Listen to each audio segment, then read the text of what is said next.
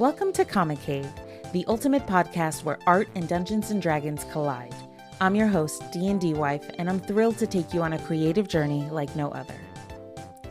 Each week, we'll dive into the world of fantasy art, exploring stunning digital pieces, intricate miniature paintings, and captivating character portraits. I'll be joined by amazing guest hosts, sharing their insights, tips, and tricks to help you bring your own artistic visions to life. We'll uncover the stories behind each artwork, from the initial spark of inspiration to the final brushstroke. And as a special treat, much of the art we discuss will be from our beloved homebrew world of Extraeus. So whether you're a seasoned artist, a curious newbie, or just a fan of nerd culture, Comic Cave is here to inspire and connect you with the magic of creating art that reflects your passions. Join us every week on Comic Cave, and let's embark on this artistic adventure together. Don't forget to subscribe and let your imagination soar.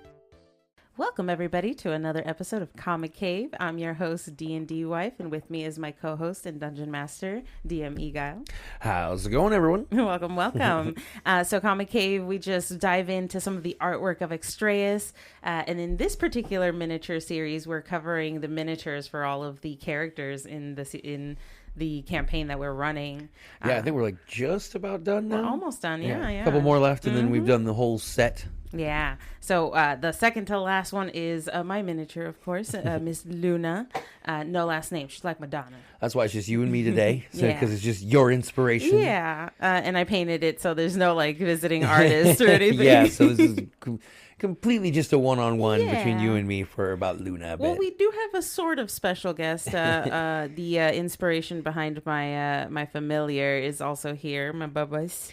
So what are we going to be going over with Luna? Yeah, so we're going to be talking first of all about the inspiration behind Luna, what kind of got me to what her aesthetic looks like in the miniature, as well as, we've talked about her on some of the comics as well from Entlink. Right. So that's going to be tied into the miniature as well as sort of her look. Some of the painting techniques that I took the liberty of applying so that we could get what I wanted out of her. Mm-hmm. And then finally just looking at some of the unique details that I added to really make the miniature pop, so it's unique and it stands out among the other ones as well. Yeah. And as we were saying, like obviously we've done quite a few of those. Mm-hmm. Obviously, one thing I think we've spoken about it before in a Heard It From Us, but this is your first custom mini, right? Yeah. This isn't just one that you would find on the shelves. Mm-hmm. Like normally, all my other miniatures have really just been miniatures that we've found part of sets, like essentially like the basic, like the Whiz Kids, like the SMR female. Sets, yeah. So it's like you don't really have much choice. Yeah, and I think for my first character, I used like some sort of a pure blood Yuan Ti that looked really close because she was a bard, so I used that, and it was really nice. But yeah, this is the first one that I got custom made on Hero Forge. And I really just wanted to make her unique, but I also wanted to give her some character behind it and not just make her like a pretty princess. Yeah, and we were always talking like the third campaign was going to be such an important one. Yeah. And that was the one where you're like, okay, I want my character to really kind of shine on my inspiration and not have to really tailor the mini and kind of my inspiration, but my inspiration can fully kind of render out the mini itself. Absolutely. And then this is probably also one where I might be doing multiple miniatures as she progresses because she's going to grow quite a bit. And I do want to sort of represent all those different changes. Give her different hairstyles. Yeah, But give us a little bit on like Luna's background, since obviously we've done a few episodes talking about Luna, but we've never really gone too deep into her aesthetic. Like what really goes into her look. She's a fairly mysterious person because she doesn't remember much about herself. So, it's tough to present yourself as an individual when you don't really know yourself or who you are in the world yet. But she has some very distinctive qualities about her. Her skin is extremely pale with like hints of blue and purple almost in there, almost like she's permanently getting into like a frostbitten stage, but not quite there yet. Like it just looks like on the brink. And then she also has this like long black hair that it's kind of like really wavy and loose and wild. And every now and then it lights up purple, and it starts sort of twitching to life and giving coming some up. of her abilities. Yeah, so it's pretty cool. She has another notable thing about her is that she always has this little black cat companion with her that is her familiar, and he's always following her, and only until recently did he start talking. Yeah, and it's also, that's been kind of your little motif with a lot of your characters. You like to have a little companion. Little pets, yeah, but this one's special. Because now you're 3 for 3. But this one's special because this one represents an actual pet that we have living in the rest our have world, all been IRL. like fantasy creatures. Yeah. It was like a pixie I think I had, a sprite. And then a golden ram. Yeah, so, those were all like conjured up creatures, but this is a representation of an actual animal that is a friend and a pet of mine. Right. Now, I mean, I imagine there's got to be a lot of inspiration that kind of went into creating Luna. Yeah, unfortunately, I can't give too much away, but right, not spoilies. Yeah, I wanted to give her the vibe. Something that a few things I can say is I really like the magical girl motif, but I don't like the sort of the really girly ones. I like the dark magical girl motifs better. But I do like the idea that a dark magical girl can also do good things, even though it's through like darker means. So sort of that anti-hero aspect, that kind of thing. I really like that. So that's kind of where Luna's aesthetic is going. Gotcha. In that sense, it's darker purples, blacks, things like that. Okay. And then I also kind of just really, really like the way Morticia from the Addams family kind of carries herself very poised, very smooth, and just very well spoken.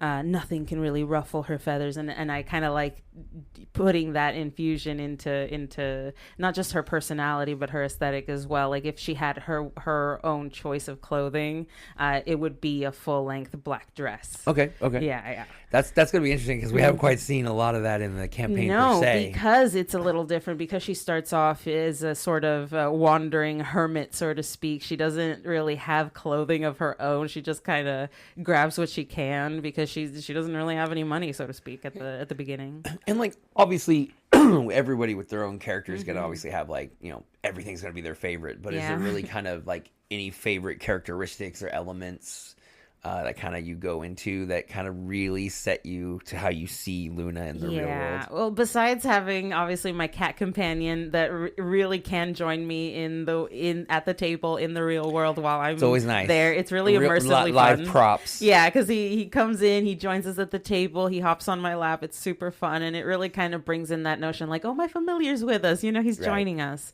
while we're having a conversation as teammates. But also, I think my favorite aesthetic thing about Luna personally is the hair and the purple streaks in her hair.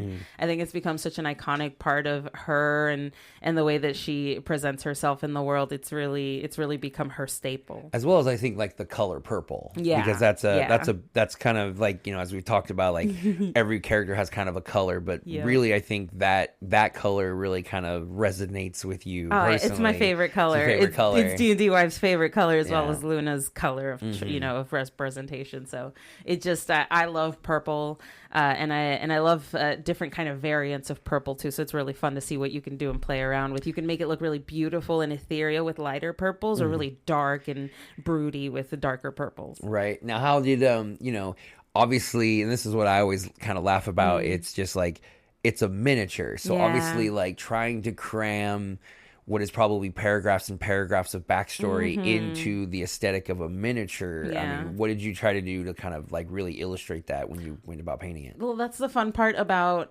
Luna specifically. She has no real history right now because she can't remember it.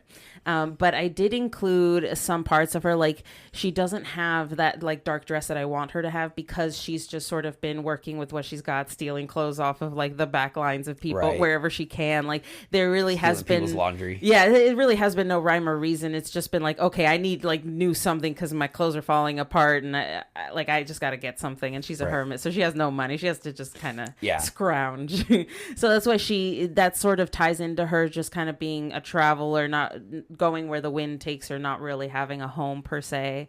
Her hair I painted specifically with purple streaks in it to showcase what it looks like. And I mean, it really says, because obviously if it was just like just one set color, just black the whole way, Yeah. it would just kind of be there. But now that there is this kind of like tonality to it, it really makes it pop a lot more. Yeah, and I love using the UV light to showcase that when she activates, essentially. And being empowered, uses her spells or her magics, right? Yeah, so it's really fun. I think that's a really big representation of who she is, and it really adds to her personality. Plus, I think also including a little bit of that purple glow in her eyes as well has also added to that, because when she does cast magic, her eyes do pulse in that purple. Right, because I think as we've seen through most of this series is like when you look at the minis, it's a lot of that, like not only is it like the first look, right? Because I feel like there's two sights to every mini, right? Yeah. There is the far away, right? What does it look like when I look at it from a distance? Right. What can I see, and does it convey the kind of a general theme, right? So like, what's their color? What's their look? Yeah. But then up close, then when you get the mini, and you can kind of like put it up to your face.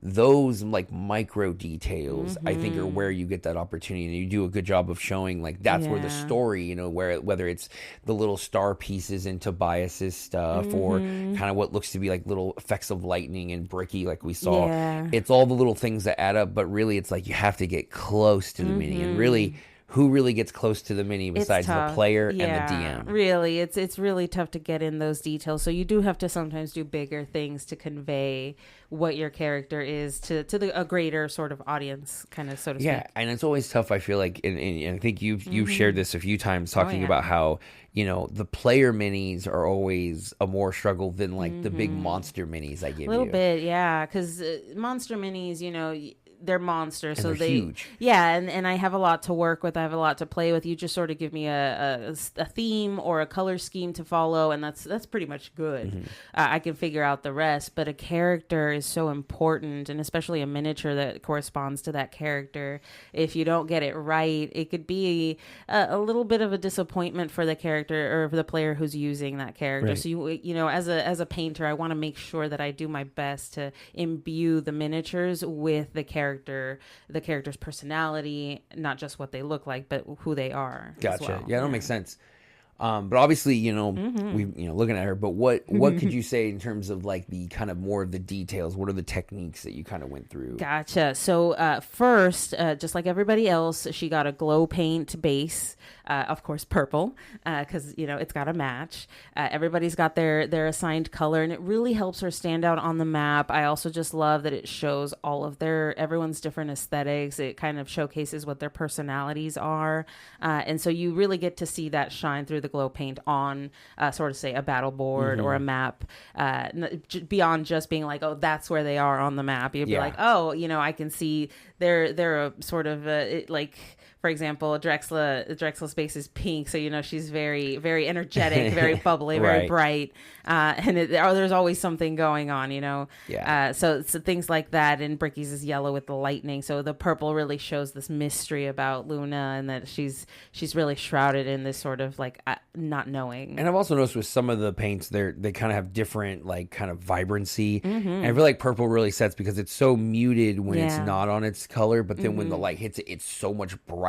It is, yeah. It's one of Whereas my like favorite bright of the yellow glows. is bright yellow. Yeah, I mean, when you turn on the light, it just gets more neon yellow. But like the purple really kind of shines. Yeah, because it looks like normal purple, you know, just in normal light. But as soon as you shine that UV light, it really pops. Totally I really gives like it. That new look. It is one of my favorite of the glow paints, right alongside probably the green. Right, those two is colors. my next favorite, of the glows. Because not all of them have kind of like the same glow power. They all have their own special vibes, but those are my personal favorites. And for me as the DM, it always helps because it also is such a key tool to know exactly where like the player characters are. One, so you don't hit your own people, but it just honestly, that visibility helps a lot. Oh, yeah. And especially if you have like a hard time seeing, that's something that really just kind of visually stands out right off the bat. Yeah. It kind of also gives you an idea of when you're doing things like AoEs or like line attacks where it could hurt somebody that's on your party in the line of attack. Like it really helps be like, okay, they're in my sight, so I need to avoid that. So it really helps, I think, on the map. But beyond that, I've used a couple of other techniques on her. Just, the glow paint isn't, the be all end all of miniature painting. I did use to give her that sort of darker aesthetic, even though she has taken these clothes, she's tried to make them her own, because she is an alchemist, so she can make things like dyes and stuff. So she's tried to apply like little black dyes to her clothing. Not always successful, because it's little colors here and there. Because it's like stolen clothes. She's trying to make it look She's trying to upcycle her clothing to her aesthetic, but it doesn't always work out, because you're as a wandering hermit, you don't always have the best of supplies around. So she's done the best she can, and it really kind of shows in her clothing. I wanted it to look a little ramshackle, a little patchworky. I also added just a few touches of metallic color here and there. I think that's always fun to put in miniatures, especially character miniatures. Like fantasy settings. Yeah. It's always kind of like, you need to see like the little hidden daggers or the belt buckles. It kind of really kind of gives it that like more natural look. Yeah, I put a little filigree on her staff, her quarterstaff. So it just really adds these little pops of metallic flash that bring a little pop to your miniature whenever you are. I also really worked hard to make sure the face looked like a face. The dreaded mini face. Yeah. The meme on meme of the cross-eyed eyeballs in multiple directions. Yeah, one big eye, one tiny eye. It's tough. I will argue that human faces are the hardest faces to paint. Even the beast folk faces are a lot simpler, in my opinion, as an artist, just because human faces have so many things, so many little angles and crevices that could go wrong. And it's the uncanny valley. Like, you get too close, it looks weird. It puts people off. Too far, it's the same problem. Yeah, right. If you're not within a certain range, it really throws people off. So I had to be really careful to make sure the eyes were both of the same spacing. Not only the same spacing, but also they had to be the same size. So you can't have one pupil that is larger than the other. Otherwise, it looks like they have a concussion or something. Hey, that's what the effect you might have been going for. Right. But I didn't for this one. Right. So I really tried to make sure. I also gave her just a little pop of color on the lips to show, like, she's got a little bit of rosy lips here. There's a little life to it, because like you said, her skin's a little pale, so she needs to have kind of some color here and there. Yeah, and then she has this little like headband that reaches underneath her hair, but stretches across her forehead with a few little like jewels and gems that she just picked up randomly somewhere, probably pickpocketing. Who knows? I mean, she's definitely grown in terms of the story right now, but it's like you were saying. I think we've just now hit a point where there's probably like a new line of minis that might come up soon as the characters have gotten these kind of redesigns. They're starting to get up in the world. So it'll be interesting to see, as we're now finishing kind of the first round of minis, if we might start looking at the next round of minis. Perhaps, right? Just because they are growing so fast. It's like watching children grow. Yeah, they grow up so fast. Right. It's more of they level up so fast. A little bit, yeah. We are kind of getting up there. And the nice thing is yours also is one of the minis that is not alone either. No, yeah, it's, but Bogbean has her 2 miniatures, but I have my little cat companion on mine that always follows. Which was another reason why you wanted to do it on Hero Forge. Yeah, that I wanted the custom one. So you could put the familiar in there. Because it's just the cutest, and whenever my Bubba's actually gets on my lap, it's just a perfect reminder. And it just was funny, because to me it was like, okay, so now you've assigned yourself an even miniature to now try to paint a face or colors. So that's tough. And as you'll see, I did add some glow as well to the cat's eyes, just to give it a little bit of pop of color as well. I mean, do you have any kind of, because I imagine, minis are tough as it is, but now painting a mini, that's gotta not be easy. It's not. I recommend using the much more detailed brushes. Oh, like the Psycho? Yeah, some of the slightly bigger than that brushes as well, but still within that same size range. You want to make sure that it's quite small, especially if you're wanting to do a lot of the like fur details. You want to do really light, fast strokes so that you can get that furry like effect of like the larger tapered off to an edge sort of look in the fur. Do you use any kind of magnification, or are you just kind of like free eyeing it? For these, I did not. I have tried the magnification before. It's fine, but oftentimes I just kind of freehand it and do it with my own eyes. I am, I had the good luck of being born with 20/20 vision. Must be nice. So yeah, right. So I don't need glasses. I still have a good vision. So as I get older, I'll probably need, to get a little better. But I do have the good fortune of being able to just kind of free eye it and do it on my own without too much magnification. Yeah. So that's pretty fun. But I think it's really important to make sure that it doesn't just look visually appealing to yourself, but also looks like a cohesive sort of character. So I think that combining all of these sort of techniques with it helps to bring the miniature together as a character. All of these things combined do make Luna, whereas some of the other things combined on the other miniatures would not work well on her person. I mean, I like the fact that like one of the big things is like her clothing have a shine to it, but then her hair doesn't. Yeah, because so it really creates the distinction between the hair and the clothes. It's not just all kind of this like shine from like gloss, right? Yeah, it's all one different finish or something. It makes it feel like there's texture to the hair by the fact that it's not like Pantene Pro V super shiny. Yeah, and the same thing with the skin. I think I did the same thing where I didn't want it to look too shiny as well. Where I did want a little bit of shine in the clothing, I wanted it to look like a sort of shimmering black overcloth on it, and that's the effect I was trying to go for. So if they do look a little shiny, it's because I wanted that sort of sheerness over them. Hey, it makes sense to me. Yeah. And the same thing, the boots, I made them more matte looking so that they weren't, it was a contrast to the shininess of the clothing as well. Because like I said, it is a bit much to have too much shininess in there. So you want to break it up with a lot of matte and a lot of different other most textures. Tables aren't like, like accent lighting. It's above, usually probably basic lighting, or fluorescence at your game shop or just overhead lighting from home. Yeah, you don't always have like a UV light on hand too. So I can't always rely on that to be my showing focus for the miniatures, right? So I want to make sure to kind of share some practical tips and tricks to be able to paint these character miniatures. Don't be afraid of washes, but try to be balanced in the way that you use them, because if you use too many, they can bleed out everywhere. But you also want to add enough of the wash that it does create the effect that you're going for. I think it's kind of what you told me. It's like you can always keep adding more layers, but if you put it on so much, you have to just restart. Yeah, or you have to really like just get it maybe a new miniature sometimes. So it's kind of almost like you want to err on the side of just going lighter, because it's like, you can keep going darker. Yeah. It may take longer. But you will get a better desired effect. Right. Yeah. So you don't overshoot it too much and then ruin your mini. And that's the same thing with things like skin tone. That's always something I always stress is thin out your paints. But also I did read this amazing like little Reddit comment where it says people don't always tell you like how much to thin out your paints. And that can be sort of a misnomer to newbies starting out. It's like, well, how much do I thin them out? Because if I thin out my paints too much, then it's a wash. It's not a paint anymore. Yeah. And no matter how much I add, it's not going to add more pigment. Diluted. Yeah. So for skin tones specifically, I would say probably 1 drop of water to every 2 or 3 drops of paint. Start there and see where your consistency is. And then you can add little drops every now and then and do it in drops, because less is more when it comes to miniature paints as well as diluting paints.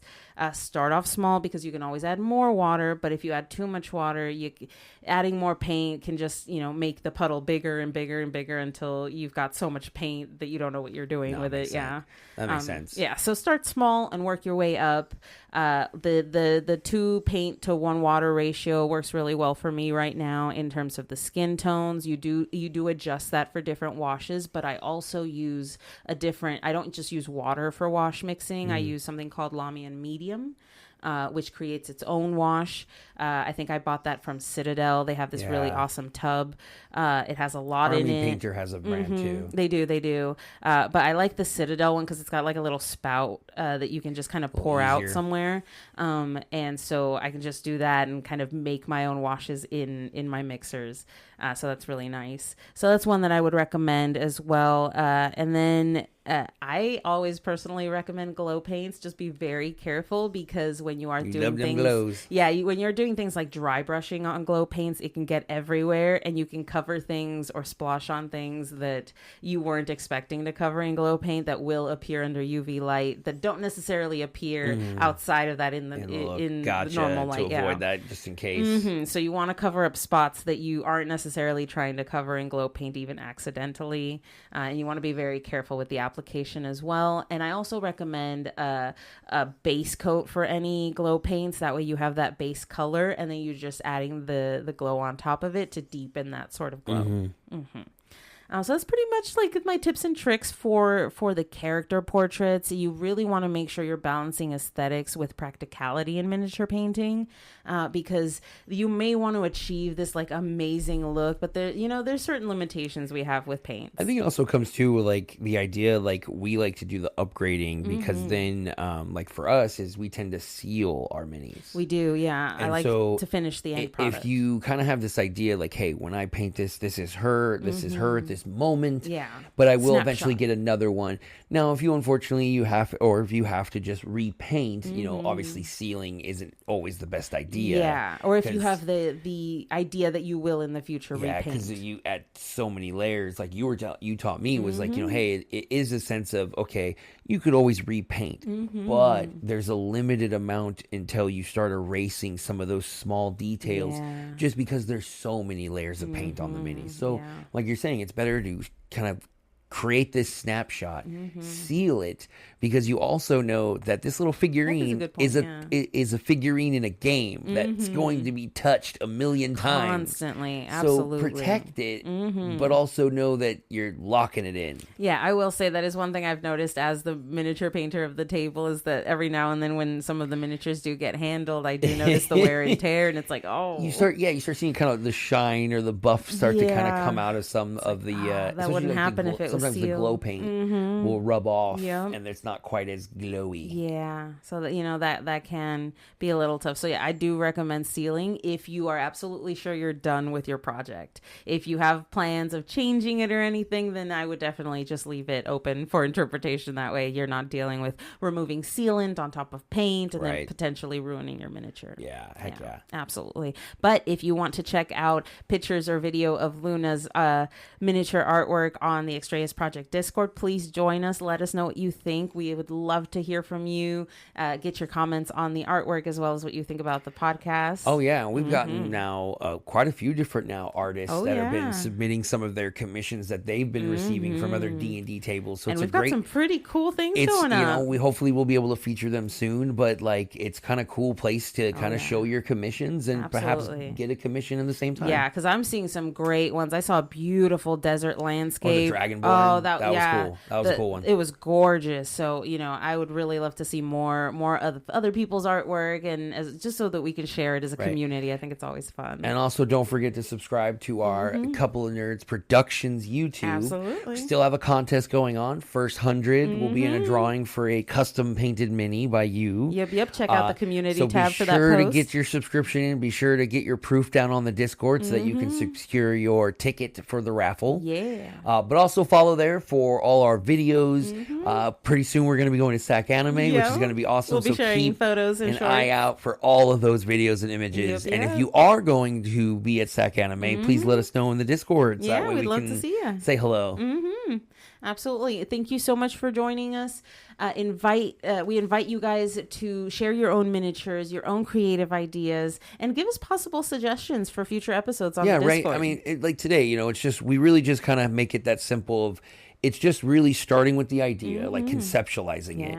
And then with the easy techniques that you shared, like anyone can really get started. Because you just kind of started this only 6 years ago, and look how far you've come. Absolutely. I didn't really, I came in this not knowing much about miniature painting, and it's just been sort of a learn as you grow progress, watching YouTube videos, other people that, learned to walk before I could run, that kind of thing. Yeah. And, all the wonderful things that this community has to share in terms of knowledge and skill really helped me grow. So we just like to give back to that. Right. And so I think we only have one miniature left, just right? Just the one. Yeah. Our final miniature reveal is going to be for Drexla. Wow, so we'll have to convince her player to come by again and talk a little more about his fairy creation. Absolutely. So it's going to be super fun to see the reaction to what the miniature looks like and see how it compares to some of the artwork we've already seen for Drexla. I think that's going to be super fun.